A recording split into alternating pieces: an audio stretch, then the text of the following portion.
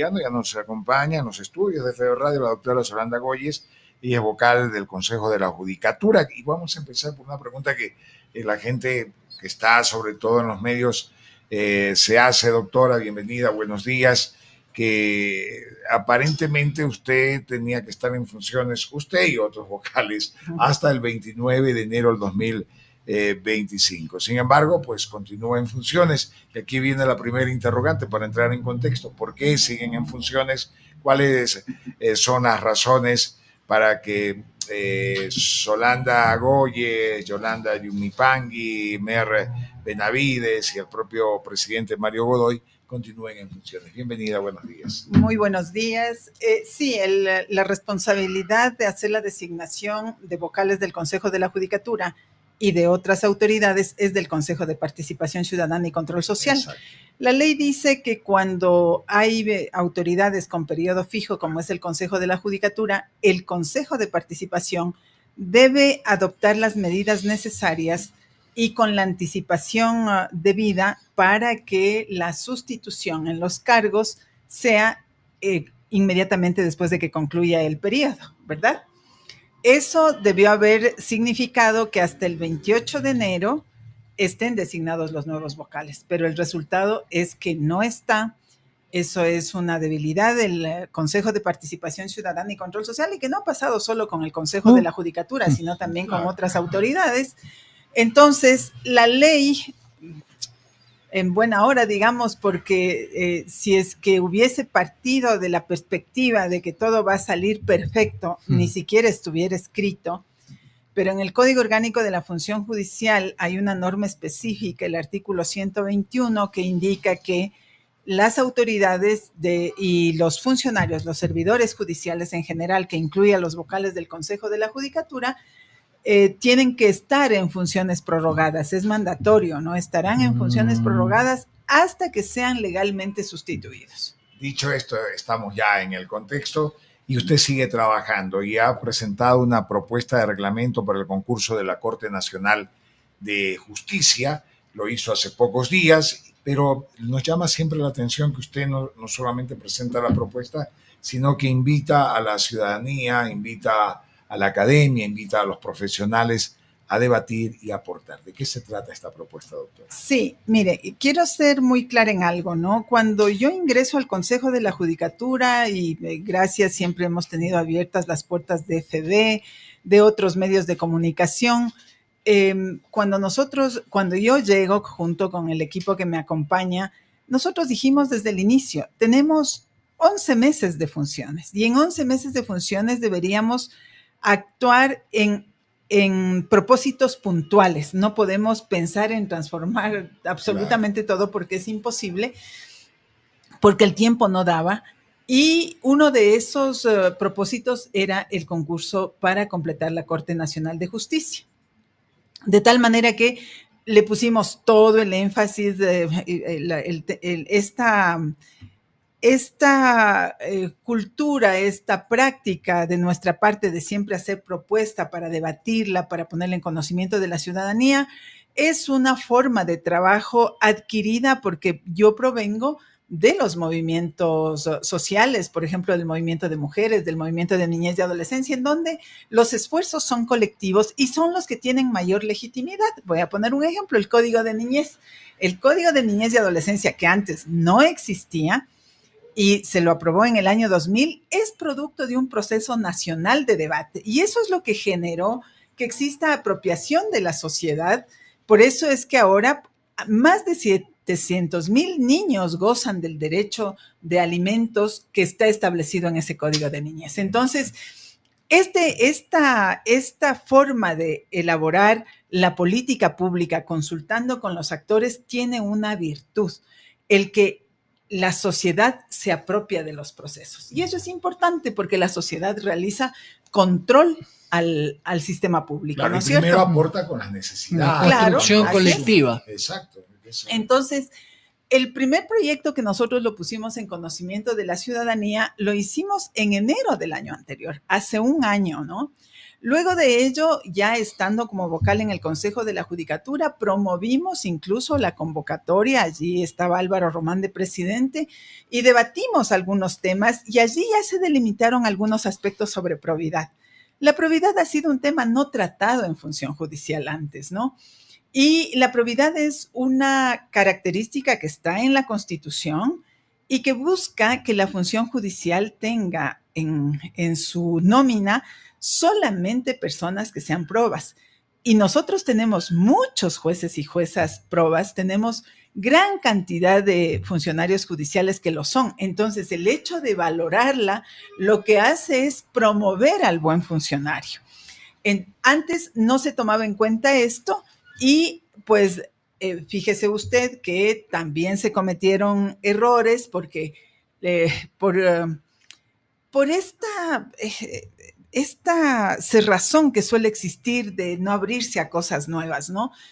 ¿Cuál fue el error? Métricas web. ¿Qué se hizo allí? Para tratar de medir probidad, un test de competencias laborales, que nada tiene que ver con probidad. Las competencias laborales usted las muestra con los títulos académicos, con la experiencia, con las pruebas, pero no, la probidad es otra cosa. Entonces, ese error que fue cometido después nos condujo a la nulidad total. De tal manera que incluso yo pensaba, ¿no? Porque hay que ser, digamos, responsables con el país, al menos en mi gestión yo he intentado hacer eso, ser responsable con el país, tengo la conciencia tranquila, tengo la satisfacción del deber cumplido. Y la idea era que hasta ahora en enero tuviéramos ya la corte completa. No fue posible. Y yo pensaba que va a ser el nuevo consejo el que lo tenga que hacer. Ya nosotros declaramos esta nulidad total, ahora dejemos que sea el nuevo consejo el que lo haga, pero resulta que el nuevo consejo no llega y no sabemos cuándo va a llegar y uno tiene que trabajar hasta el último día. Entonces, por ello es que he presentado este proyecto y vamos a debatirlo. Ojalá la gente que escuche ahora por esta radio tan prestigiosa y que tiene una audiencia muy importante pueda revisar en mi Twitter que se llama, o X ahora, que es @SolandaGoyes. Allí está la propuesta, allí la pueden leer.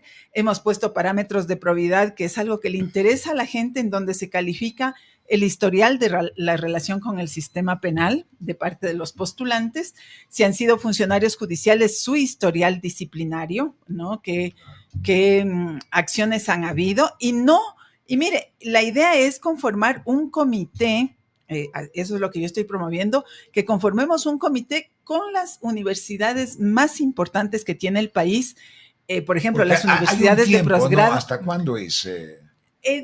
Hay un tiempo, ¿no? El tema es que... No establece. No, eso es para los jueces de garantías constitucionales, se tiene hasta mayo. Y lo que acabamos de hacer es el dimensionamiento y la decisión de creación de unidades judiciales. Entonces, es otro proceso ese tan importante como el de Corte Nacional. Entonces, no hay un tiempo que diga usted tiene que hacer en ¿no? Pero también hay la obligación, lo mismo que hablaba del Consejo de la Judicatura, hay la obligación, si usted tiene jueces que ya cumplieron el periodo, la ley lo que le dice es haga los procesos con la anticipación debida. No deje que se le caiga el periodo, ¿no? Y los periodos de los jueces de Corte Nacional de Justicia son de 9 años, también tienen periodo fijo.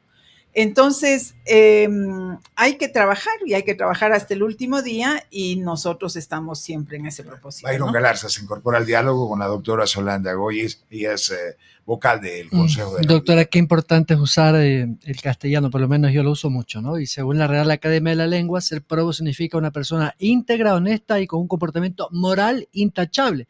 Se refiere a alguien que actúa con rectitud, justicia, transparencia, etcétera, etcétera. Aplica mucho a la justicia y a la política.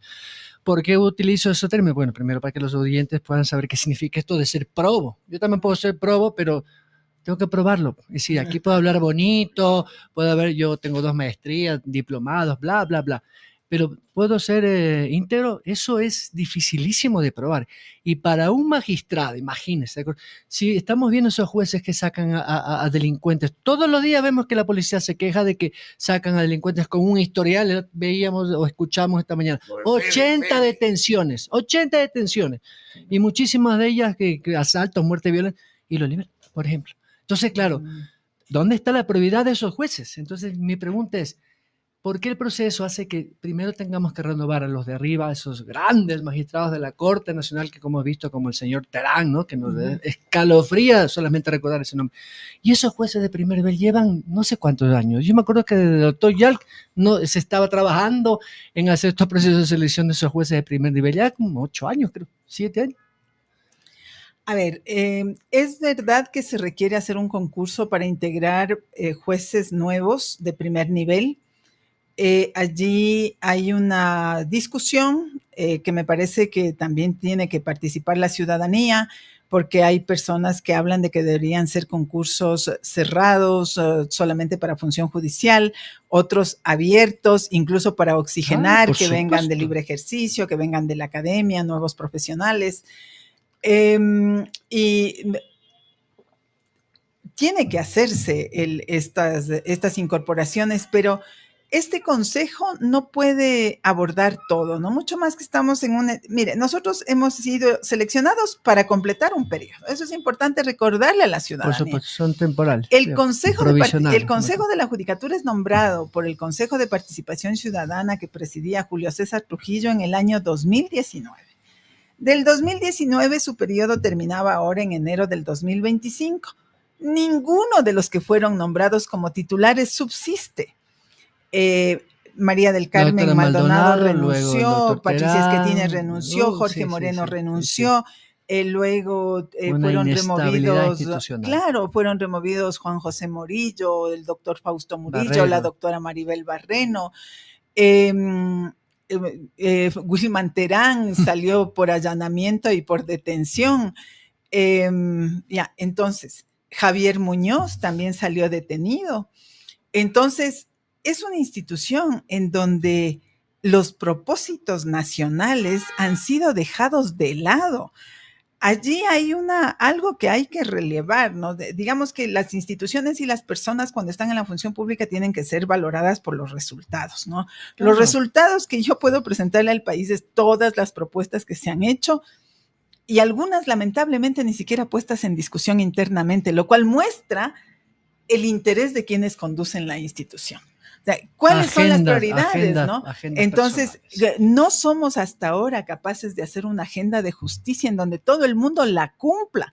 Y en un cuerpo colegiado, el ser uno, varia gente me ha dicho, no, usted es una golondrina, no hace verano, me han dicho, ¿no? Y yo creo que puede no hacer verano, pero empuja a que las cosas se hagan. Y una de esas que, como no podemos resolverlo todo, un tema que lo he impulsado desde la vocalía que yo tengo ahora la gestión, es hacer un control disciplinario en donde destaquemos, ¿no? Un principio básico que es la proporcionalidad y que quienes han cometido faltas gravísimas, como las que usted está señalando, lo que le preocupa a la ciudadanía, pues se actúe con rigurosidad. Y agilidad. Doctor. Y también, por otro lado, se ha promovido, ¿no?, que los operadores de justicia, que son, que en cambio tienen excelentes credenciales y que a veces incluso son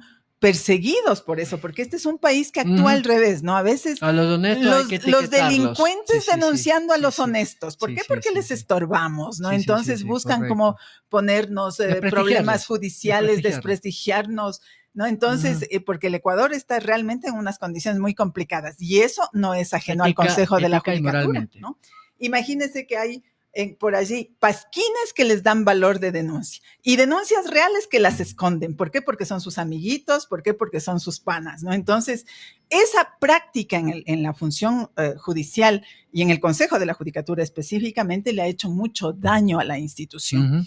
Y por ello, yo aspiro, aspiro que quienes lleguen al Consejo de la Judicatura para el periodo de 6 años que vienen sea gente proba, gente que que tenga amor al país, que quiera cambiar las cosas, porque caso contrario estamos de tumbo en tumbo sin llegar a un norte. Doctora, y esta famosa, y le pregunto cosas súper prácticas, porque nos quedamos a veces, los periodistas nos pasa mucho, ¿no? Que cuando estamos hablando con autoridades y con funcionarios de las diferentes instancias institucionales, a veces nos quedamos en ese gran debate. Pero el ciudadano de a pie dice, sí, vea, no tengo un juicio 2 años, no me atienden, tengo un tema laboral, mercantil, societario, y tengo años y me toca, porque lo dicen, me toca mover ahí aceite para que circule, ¿no? Usted sabe a lo que me refiero. La famosa carga procesal, ¿no? Yo entiendo que, porque yo tuve el gusto de participar alguna vez en el Consejo de la Judicatura y conozco cómo funciona, la famosa Dirección de Gestión Procesal, que como su nombre indica, gestión. Apresúrese, señor juez, ¿cómo va eso? Hay jueces que tienen 200 y hasta 300 causas. Y en el contencioso administrativo, vea, para el 2028, 30, por ahí le pueden dar audiencia. Entonces, afecta esa mala práctica del sistema judicial, jurisprudencial. Ahí se cumple que justicia que tarda no es justicia. Entonces, a lo que voy, doctora, ¿qué respuesta le puede dar institucionalmente a esos ciudadanos que están esperando que la justicia funcione ahí en ese primer nivel, ¿no? Mire, yo creo que ahí el Consejo de la Judicatura ha perdido la capacidad de hacer una gestión de revisión de eso, ¿no? Porque todo eso tiene que medirse. Yo soy muy preocupada sobre esos temas. Todo lo mido, todo le pongo indicadores. Mi equipo sabe que así hay que trabajar porque es la única forma de saber después qué pasó. Claro. Y claro, hay las dos realidades. Hay la realidad en donde hay jueces que tienen gran cantidad de carga procesal, pero que logran hacer equipo, trabajan mucho los jueces, no es que no trabajan, ¿no? Porque hay miremos lo siguiente. Alrededor de 700,000 causas es la media de ingresos al año a función judicial. Es decir, y ha habido un incremento porque hay algún año en donde casi llegamos a 800,000, lo que implica que la conflictividad en el país ha crecido. En materia penal, me imagino, ¿no? No solo penal, civil, familias, violencia, tienen cifras altas, ¿no? Pero también hay otra verdad. Hay unos jueces y juezas y equipos técnicos, secretarios, ayudantes judiciales que despachan lo razonable. Su materia, lo que le corresponde tratar, despachan y otro grupo de funcionarios que no hacen el mismo despacho, teniendo cargas similares, teniendo las mismas obligaciones, teniendo el mismo tiempo, no lo hacen. Eso es lo que yo planteaba. ¿Del sistema? No, yo planteaba que eso, claro, ¿cómo se corrige eso? Con evaluaciones. La única forma es ir midiendo y decirle, mire, señor juez, usted está fallando porque su compañero despacha 30 causas al día en escritos. ¿En la misma materia? En la misma materia. Y usted no. Entonces, ese tipo de cosas solo se las hace técnicamente, utilizando bien los instrumentos. Yo planteé para ello los proyectos de evaluación, ¿no? Pero no prosperaron, ni siquiera con Álvaro Román, menos ahora con Mario Godoy. Oiga, ese tema de los citadores, le voy a poner un ejemplo, a mí me gusta hablar de la experiencia, porque uno como usuario puede decir, vea, claro, nadie me contó, y yo lo viví. El tema de los citadores, en Manabí me contaba un abogado amigo que me está dando un proceso, no puedo citar como hace 2 meses, porque el citador, que sí, que no, que hay que pagarle al citador, hay que... O sea, yo... Oiga, dígale a su amigo que me llame para indicarle cómo denunciar. Sí, cómo denunciar. Porque dice que eso es común en Manabí. Entonces ya saben los abogados, los actores, las partes procesales. Mira, y entonces, cuente eso, ¿por qué tiene que ser la citación físicamente? Y ahora hay temas digitales, de tecnología, o la ley es así de radical, solo tiene que ser una citación en físico. La citación personal es la citación más segura, ¿no? Y en términos de entablar una controversia, un litigio judicial, la citación es un requisito sustancial que tiene que ser muy bien evacuado de tal manera que no genere nulidades posteriores. Claro. La Corte Constitucional emitió una sentencia que ha sido interpretada, digamos, que dice, ¿no? Hay que hacerse todos los esfuerzos para hacer la citación y encontrarle a la persona demandada. Y solamente cuando se haya agotado absolutamente todo podemos ir a otras formas de citación. obviamente que eso lo que ha generado es que los jueces y las juezas, siguiendo esa sentencia, prioricen lo de la citación personal y las oficinas de citaciones están destinadas para eso. Yo creo que el sistema que tenemos ahorita de citaciones está agotado. Lo que usted señala pasa en Quito, pasa en Guayaquil, pasa en otros lugares. Entonces, ¿cuál es la solución cuando uno les plantea a los técnicos? Les dice, a ver, dennos soluciones porque hemos abordado esto, ¿no? Y lo que nos dicen la solución es poner más citadores, poner más vehículos, poner siempre incrementar personal, incrementar, ¿no? Y cuando va al Ministerio de Finanzas, el Ministerio de Finanzas le dice no hay. Entonces, es un círculo que no tiene una solución. Como solución, nosotros presentamos hace 2 semanas una propuesta diferente, un poco para trabajar desde la lógica que funciona el sistema de citaciones en Estados Unidos, en donde allá básicamente es una ruta en donde usted puede pagar a una persona que está acreditada para citar, y estamos siguiendo también el sistema de peritajes que tenemos, en donde el citador es una persona calificada y registrada en el Consejo de la Judicatura. Privada. Correcto. El usuario decide si es que quiere uno privado o si es que quiere esperar la cola de uno público. No se le quita el citador público, modelo. Es voluntario. Pero la idea funciona, es tener oficinas, funciona. Claro, de citación y solamente se privilegiaría la citación personal. ¿En qué ayuda esto? No solamente en el tema de descongestión del sistema de citaciones público, sino también ayuda a cambiar la cultura. Porque una persona que se sepa que sí va a ser citada, un demandado que sepa que sí va a ser citado y que puede ser citado en cualquier lugar, porque el citador privado va a ser un sobreesfuerzo como gana por resultado. Claro, va a ser un esfuerzo importante para ubicar al citado. Muy buena iniciativa. Y no le va a gustar que le citen con una demanda en cualquier lugar. Entonces, basta con que le notifique, usted ha sido demandado.